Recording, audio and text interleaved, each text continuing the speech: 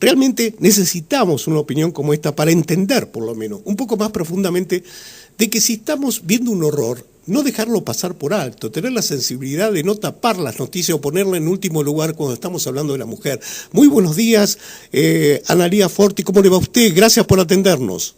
Hola, buenos días, Héctor, ¿cómo están? Muy bien, muy bien. Analía, estamos realmente tan horrorizados como toda la Argentina de lo que está pasando con respecto a Saladillo, pero me da la sensación de que también de alguna manera, como se elaboran las noticias, muchas veces tapan el causal mayor de estas situaciones, que son los ataques violentos a la mujer, ya sea fuera como dentro del hogar, ¿no? Y Absolutamente. entonces me gustaría tener su opinión con respecto al tema, ¿no? De alguna manera es muy cierto esto. La violencia de alguna manera se pretende justificar en algunas circunstancias y todo lo que tiene que ver con temas de violencia relacionados con la mujer deriva de una cuestión mayor que tiene que ver con la violencia intrafamiliar. Ajá.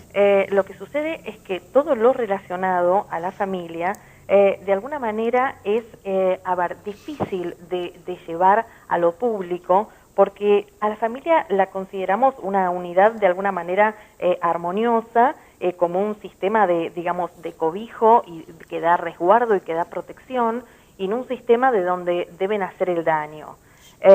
Por lo cual cuestionar todo lo que tiene que ver con este tipo de violencia intrafamiliar resulta muy difícil, muy duro desde lo social y probablemente por esto a través de las noticias de alguna manera esto se va naturalizando de tanto escuchar hablar de violencia, nos vamos acostumbrando y llega un momento en que empezamos a justificarlo peligrosamente y perdemos este registro que vos decías del horror. Exactamente. Es decir, y notablemente también los medios de comunicación, no solo que van perdiendo el sentido de que es, digamos, un delito muy grave desde el punto de vista de los derechos humanos, sino que a la vez, es decir, muchas veces tapan las verdaderas causas de este fenómeno. Yo lo que le quería preguntar, si el tema de la violencia contra la mujer es específica, o la violación, que es algo muy específico la violación, ¿no es cierto? Pero es una parte de toda la violencia contra la mujer, ¿no es así? Exactamente, la violación entra dentro de lo que es la violencia sexual, claramente. Claramente en la violación hay una afectación de lo físico, pero digo, esto obviamente es solamente un aspecto de lo que tiene que ver con la violencia. La violencia abarca muchísimas más áreas, hay violencias que, de pronto no son tan evidentes en el daño como puede ser una violación, que por supuesto este es un caso, el de Saladillo, que nos conmueve a todos realmente por el espanto y por el relato de las consecuencias que está teniendo a nivel no solamente físico, sino emocional esta criatura. Pero digo, las violencias son extensivas a muchísimas más áreas. Hay un área que no es muy tenida en cuenta y es un tipo de violencia mucho más difícil de identificar, que es la violencia emocional. Y la violencia emocional es el inicio de lo que después puede continuar y desembocar en una violencia física. Estos malos tratos, la falta de atención, las intimidaciones, los actos de manipulación, que lo que hacen es de alguna manera destrozar la autoestima y la estabilidad emocional, cuando se presentan en un vínculo de pareja, en una relación de noviazgo, a cualquier edad y en cualquier momento de la vida, son características de violencia que tienen que ser tenidas en cuenta tienen que ser tenidas en cuenta por la mujer a nivel preventivo. ¿Para qué? Para justamente estar alertas de posibles ataques que ya deriven en violencia física o que en lo futuro puedan derivar en violencia sexual.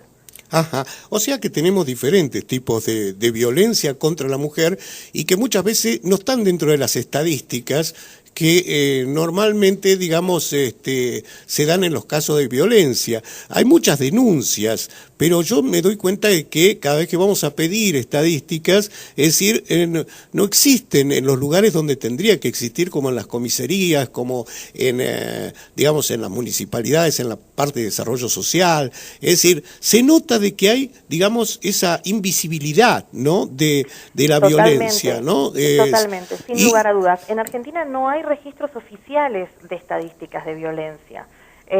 Hay una ONG, que es Casa del Encuentro, que maneja estadísticas, pero que estas estadísticas tienen que ver con relatos periodísticos, pero no tenemos un registro oficial. Esto sería de una importancia absoluta, porque nos daría la dimensión, de alguna manera, de lo que está ocurriendo a nivel país con este fenómeno. Hay algo muy interesante que decías, sobre la invisibilidad, y la realidad es que no hay que perder de vista que la violencia tiene una serie de causales, digamos, es multicausal, pero hay incidencia de factores sociales y culturales, si bien también inciden determinados factores evolutivos, hay la incidencia de determinadas causales sociales, donde el sistema de intereses sociopolíticos, educativos, culturales y familiares también, de alguna manera han marcado este camino de los estereotipos, donde se ha considerado al hombre como superior en relación a la mujer. De eso quería marcar yo, sí. que también, que es es decir, esto no es una cuestión de aquí a ahora, sino que viene de hace muchísimo tiempo, ¿no? Totalmente, se han creado papeles muy rígidos que de alguna manera asignan al hombre el poder y el control, y a la mujer una actitud de mayor sumisión, de mayor dependencia, y esto es un tema que no es menor porque afecta el proceso de socialización, es decir, el aprendizaje social de los papeles, de los roles que tienen que ver con el hombre y con la mujer, con lo cual, de alguna manera, no solamente hay que tener en cuenta los aspectos legales, sino que también debe haber políticas públicas que trabajen con esta cuestión de la violencia de género, y no tenemos que perder de vista la importancia que tiene la educación. La educación es el pilar esencial para combatir todo tipo de violencia, pero principalmente la violencia de género, porque educar a los menores en la igualdad nos va a asegurar sin lugar a dudas un futuro sin violencia.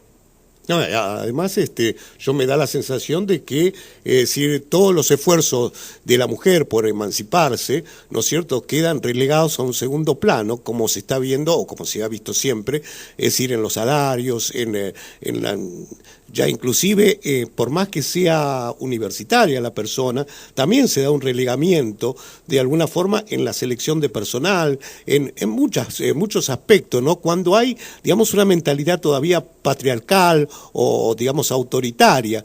Por eso me gustó mucho su señalamiento de que o sea, que está dentro de la familia, y creo que son las raíces que se marcan justamente en esa relación, ¿no?, donde se mantiene todavía esa mentalidad patriarcal, ¿no?, que se enseña en la familia y después tiene como su fruto justamente este tipo de casos, ¿no?, no teniendo, digamos, la mujer posibilidad de emanciparse, ¿no?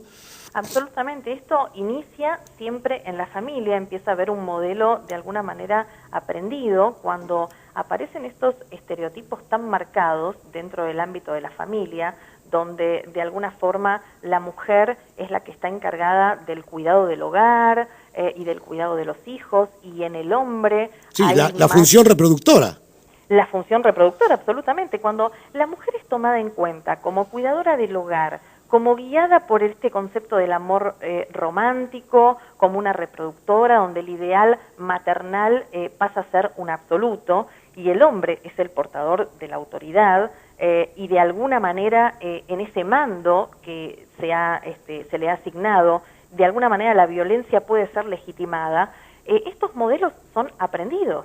Entonces, de alguna manera, de manera inevitable, tienden a repetirse. Por si supuesto. Bien tenemos que tener en cuenta, Héctor, y no perderlo de vista, que tanto lo femenino como lo masculino, digamos, la masculinidad y la feminidad se construyen en lo intersubjetivo, se construyen en la interacción, no podemos dejar de tener en cuenta que los modelos familiares tienen un peso absolutamente determinante en cómo vamos a ver el rol de la mujer y del hombre y de la manera en que vamos a respetar las diferencias que existen entre hombre y mujer o de alguna manera las vamos a jerarquizar estableciendo rangos de superioridad.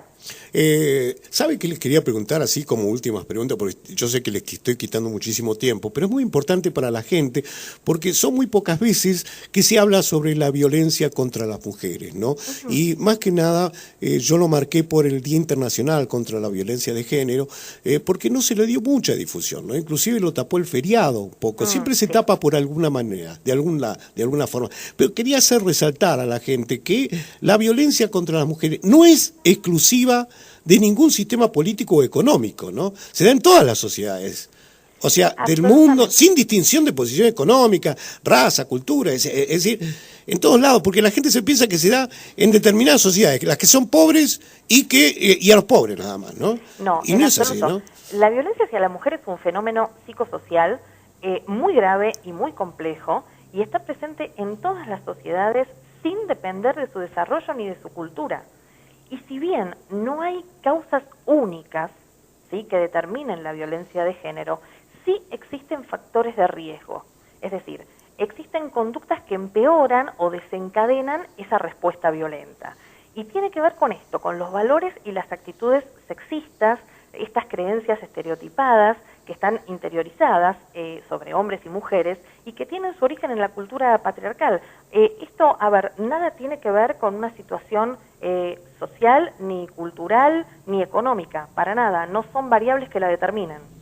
Claro. Ahora, el tema es, yo pienso que la violación, al margen, es sin lugar a duda la forma más evidente de dominación, ¿no es cierto?, de manera violenta por los hombres sobre las mujeres. Yo creo que eso marca, es decir, yo no veo en las noticias de la violación de un hombre, etcétera, etcétera, es decir, como noticia importante, sino que siempre se marca la violación de la mujer, ¿no es cierto?, y vemos solamente, como dice el fiscal, a un psicópata, lo internamos y punto, y después ese psicópata sale porque, no sé, logra que su abogado lo mande a un hospital determinado, el hospital le da de alta, se acabó, tenemos otra vez el psicópata afuera, y yo me preguntaba, ¿es un psicópata?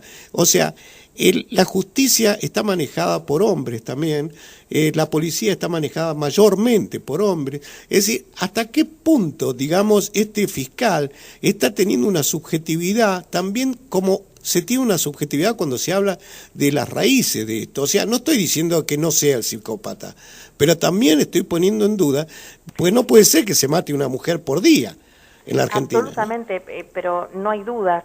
A ver, en lo que tiene que ver con este caso puntual, además de una violación, hay unos actos de violencia física donde pareciera que además se busca, además de este claro acto de dominación de lo femenino, que tiene que ver con apropiarse, adueñarse del cuerpo, de la espiritualidad, de la emocionalidad, de todo un otro, ¿no? No, un horror. Hay un acto de destrucción de lo femenino. Claro, exactamente. Mire, qué grande como lo sintetizó usted. Muchísimas gracias. Evidentemente es eso, yo creo, ¿no? Es decir, porque, y es justamente eso, ¿no? Es decir, tiene que ver con esto de destruir lo femenino. A ver, no sabemos, las pericias determinarán si es un psicópata, si no es un psicópata. Claramente hay una actitud perversa en la destrucción absoluta y en la reducción moral que hicieron de esta criatura. Pero digo, más allá de esto, la importancia y la relevancia que tienen estos casos, que es un mensaje muy importante, Héctor, para transmitir a las mujeres y a las chicas también más jovencitas en situación de noviazgo, es que la violencia siempre deja indicios. Cuando se inicia una relación con alguien, hay indicios y hay señales que no hay que pasar por alto. Determinados indicios que en su momento, en el momento del enamoramiento, uno los puede desconocer, las chicas, las mujeres pueden desconocerlos y no registrarlos como violencia. Pero de pronto, los insultos, los gritos, las palabras hirientes u ofensivas, las humillaciones. No sabes nada. Exacto. Las amenazas, si no nos vemos, tal cosa, si no nos vemos voy a hacer tal otra, si no haces tal otra voy a llamar a tu casa y voy a decir qué. Las denigraciones, los actos de manipulación, si no tenemos sexo, vos ya sabés que no nos volvemos a ver, si no haces tal o cual práctica, vos ya sabés que entonces conmigo no estás. El control de los celulares, el dame la clave de tu mail, de tu Facebook, el te reviso el celular, mostrame los mensajes que te mandan. Qué terrible, qué terrible. Los golpes, los empujones, los amarreos, estas cosas que son... Yo soy el que maneja la situación, vos no. Exactamente. Qué impresionante, qué impresionante. Disculpe que le interrumpa, pero no, son favor. tantos los temas que me gustaría tocar, lamentablemente en otro momento lo vamos a tocar, ¿no? Pero me parece que en este caso la violencia está muy internalizada, muy arraigada. Es decir, ¿cómo manejamos eso de aquí en más? Está en nuestras manos, está a través de los micrófonos de los medios, de la edición de películas, etcétera. Pero la sensibilización de este tema, ¿por dónde cree que usted tiene que pasar? La realidad es que los medios hacen un aporte en la difusión de todo lo que tiene que ver con este tipo de violencias, pero al mismo tiempo esto se va naturalizando porque escuchamos violación y muerte con tanta cotidianeidad que nos vamos acostumbrando a que es una violación más, una muerte más, un horror más. Hoy es Saladillo, el año pasado fue La Plata, y escuchamos crímenes y ya nada nos suena a mucho. Entonces hay un trabajo, por eso yo insisto tanto en la educación, en todo lo que tiene que ver con lo psicoeducativo, es volver a poner en foco que cuando estamos hablando de violencia, que cuando estamos hablando de violación, que cuando estamos hablando de muertes y de horrores que tienen que ver con personas, estamos hablando de atentar contra el derecho a la vida, que es un derecho personalísimo e inalienable del ser humano, no solamente de la mujer, del ser humano. Una vida es un bien inapreciable que debe estar jurídicamente protegido. Lo está en los códigos, pero se necesita una justicia efectiva, eficaz, que pueda llevar adelante la ejecución de las leyes. Sin lugar a duda. Ahora, lo notable, yo quería pasar al último tema, la última pregunta, que es, simplemente si usted la puede desarrollar, pasa por lo comunicacional la violencia. Es decir, yo creo que ahí está un poco la raíz también de la cuestión. Pasa por lo comunicacional en la familia, pasa por lo comunicacional en los valores, en la escuela. Yo creo que tiene que ver eso. Pero por supuesto, absolutamente tiene que ver con no solamente con lo comunicacional, que abarca todo, abarca lo verbal y lo no verbal, tiene que ver con el respeto, tiene que ver con la anomia reinante en la sociedad, tiene que ver con la falta de límites. Por eso, para construir una sociedad igualitaria, donde no haya violencias y donde el ser humano pueda desarrollarse plenamente, hay que hacer énfasis en lo que es el proceso educativo, pero no en el proceso educativo asociado con institución escolar, sino en ese proceso educativo que se inicia en la familia, que se inicia en los modelos, que se inicia en el aprendizaje de los modos de relacionarse con el otro, en el respeto de las diferencias. Entonces, cuando en ese proceso educativo que se inicia en las familias, las diferencias se respeten en lugar de establecerse jerarquías, entonces ahí vamos a ir construyendo una sociedad donde, sin lugar a dudas, las personas se puedan desarrollar sin discriminaciones. Ajá. Me dijeron que usted es escritora. Sí. ¿Sí? Te dijeron muy bien. ¿Usted escribió un libro relacionado con esto?